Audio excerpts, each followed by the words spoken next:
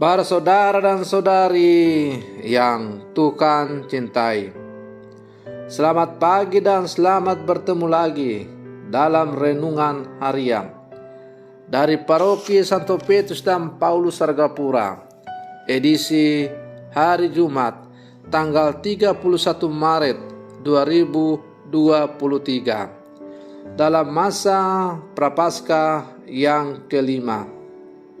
Mengawali hari yang baru ini, kita hendak mendengar dan merenungkan sabda Tuhan. Marilah sebelum kita mendengar dan merenungkan sabda Tuhan, kita berdoa. Dalam nama Bapa dan Putra dan Roh Kudus. Amin. Allah Bapa sumber belas kasih, Engkau berbelas kasih kepada siapa saja yang memohon kemurahan hati-Mu. Kasihanilah kami, dan semoga kami semakin memahami Engkau, sebagaimana Engkau memahami diri kami. Bersabdalah ya Tuhan, kami siap untuk mendengarkan. Terpujilah Engkau Bapa, Putra dan Roh Kudus, kini dan sepanjang segala masa. Amin. Para saudara dan saudari yang Tuhan cintai, sabda Tuhan yang hendak kita dengar dan kita renungkan untuk mengawali hari yang baru ini diambil dari Injil Yohanes pasal 10 ayat 31 sampai 42. Tuhan bersamamu. Inilah Injil suci menurut Yohanes. Sekali peristiwa, orang-orang Yahudi mau melempari Yesus dengan batu. Tetapi kata Yesus kepada mereka, "Banyak pekerjaan baik yang berasal dari Bapa-Ku, kuperlihatkan kepadamu. Manakah di antaranya yang menyebabkan kamu mau melempari aku dengan batu?"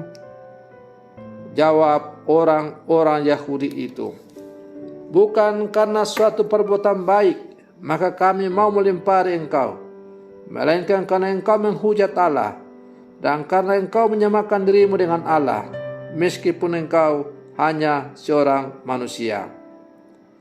Kata Yesus kepada mereka, "Tidakkah ada tertulis dalam kitab Tauratmu, Aku telah berfirman, kamu adalah Allah? Padahal kitab suci tidak dapat dibatalkan. Maka jikalau aku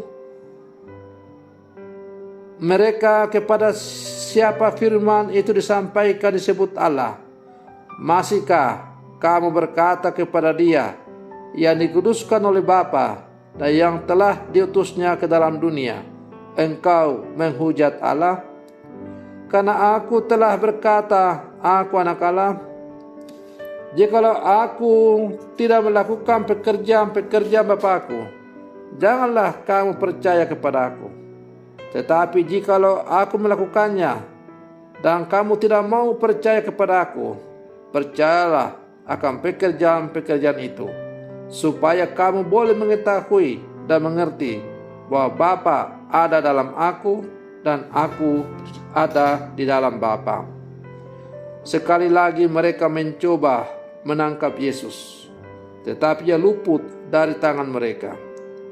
Kemudian Yesus pergi lagi ke seberang Yordan, ke tempat Yohanes dulu membaptis orang, lalu tinggal di situ. Banyak orang datang kepadanya dan berkata, "Yohanes memang tidak membuat satu tanda pun, tetapi semua yang pernah dikatakan Yohanes tentang orang ini benar." Dan banyak orang di situ percaya kepadanya. Demikianlah sabda Tuhan. Para saudara dan saudari yang Tuhan cintai, dalam menjalani hidup kita, terkadang kita merasa takut mendengar ancaman atau penolakan langsung atau lewat rasa-rasaan yang kita dengar. Ketakutan itu bisa membelenggu kita, termasuk untuk terus berbuat baik dan menyampaikan kebenaran. Dalam kitab suci, banyak tokoh-tokoh yang mengalami penolakan, termasuk Tuhan sendiri. Meskipun demikian, Yesus tidak pernah berhenti untuk berbuat baik. Yesus pun terus berbuat baik, karena yakin perbuatan itu merupakan pekerjaan Allah Bapanya. Jikalau aku tidak melakukan pekerjaan Bapakku, janganlah kamu percaya kepadaku. Memang masalahnya, manusia selalu membela kepentingannya sendiri. Itulah yang terjadi dengan para pemuka agama Yahudi. Bagi mereka, kehadiran Yesus merupakan ancaman yang mengganggu kemapanan mereka, pengaruh mereka, karena dengan kehadiran Yesus, pelan tapi pasti, kemapanan, kenyamanan, pengaruh mereka mulai berkurang. Itulah sebabnya mereka menyebarkan tuduhan yang tidak benar dan mendasar tentang Yesus. Jawaban dari pihak Yesus sungguh mengesankan. Ia tidak membalas dengan tuduhan, tetapi dengan pengajaran. Bagi Yesus, kebenaran agama harus diuji dari kebaikannya kepada manusia. Sayangnya, masih banyak orang dikelabui dengan hasutan iman yang sesat dan lebih percaya pada kata-kata daripada tindakan nyata. Maka kita bisa lihat dengan kasat mata dalam kehidupan kita. Ada orang yang begitu mabuk agama karena terpengaruh dengan kata-kata yang diucapkan oleh tokoh-tokohnya, yang tidak sadar bahwa sebenarnya ajaran yang disampaikan oleh tokoh-tokohnya itu adalah ajaran yang sesat. Para saudara dan saudari yang Tuhan cintai, maka sebagai murid-murid Yesus yang hidup zaman sekarang, kita harus mencontoh teladan hidup kita. Meskipun kita banyak mengalami serangan-serangan, ancaman karena iman kita kepada Yesus, di mana kita mengimani Yesus sebagai penyelamat Allah yang menjelma menjadi manusia. Meskipun kita banyak dikatakan sebagai orang kafir yang sudah pasti masuk neraka, meskipun kita dihina dan mengatakan kita menyembah bangkai yang dijadikan Tuhan, tapi saudara-saudari yang terkasih, sebagai pengikut Yesus, tunjukkanlah kualitas iman kita sebagai murid Yesus. Kalau orang mabuk, jangan kita ikut mabuk. Kalau orang mabuk lalu kita ikut mabuk, lalu apa bedanya dengan mereka yang mabuk itu? Karena itu, tersenyumlah bila mana orang menghina, mempermasalahkan iman kita. Karena di balik permasalahan penghinaan yang mereka lakukan itu, sebenarnya mereka ragu dengan iman mereka. Keraguan akan iman mereka itu, mereka tidak bisa ungkapkan langsung dengan menyerang iman mereka, tapi mereka melemparkannya dengan menyerang iman kita sebagai orang-orang Kristen. Para saudara dan saudari yang Tuhan cintai, tidaklah susah untuk mengerti apa yang saya katakan.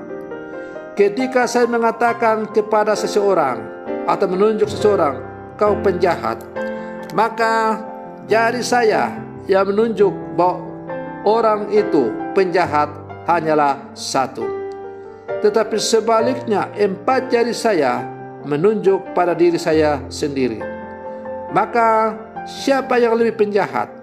Orang yang saya tuduh ataukah saya sendiri? Mana yang lebih penjahat?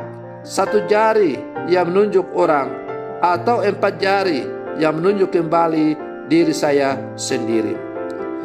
Maka berbahagialah, tersenyumlah apabila iman kita sebagai orang-orang Kristen dihina, dicemooh. Karena sebenarnya mereka mengagumi iman kita, dan karena kita tidak mudah goyah dan goncang dengan berbagai macam-macam tuduhan palsu. Ketika rumah ibadat gereja dibakar, ketika dibom, ketika sedang sembahyang, ketika kita dilarang untuk membangun rumah-rumah ibadat, kita tidak mengadakan demo berjilid-jilid, kita tidak mengeluarkan fatwa bahwa darah orang itu halal untuk ditumpahkan, tapi kita tersenyum dan menyerahkan semua itu kepada Tuhan. Kenapa? Karena Tuhan kita mengajarkan bahwa kita harus mengasihi musuh-musuh kita. Kita harus berdoa kepada orang yang menganiaya kita. Kita harus mengampuni kepada orang yang menyakiti kita. Dan itu hanya harafiah, ada tertulis di dalam Alkitab, kitab suci orang yang percaya kepada Yesus. Maka berbahagialah kita, karena kita adalah murid-murid Kristus yang hidup di zaman sekarang. Semoga demikian. Selamat pagi. Tuhan Yesus memberkati.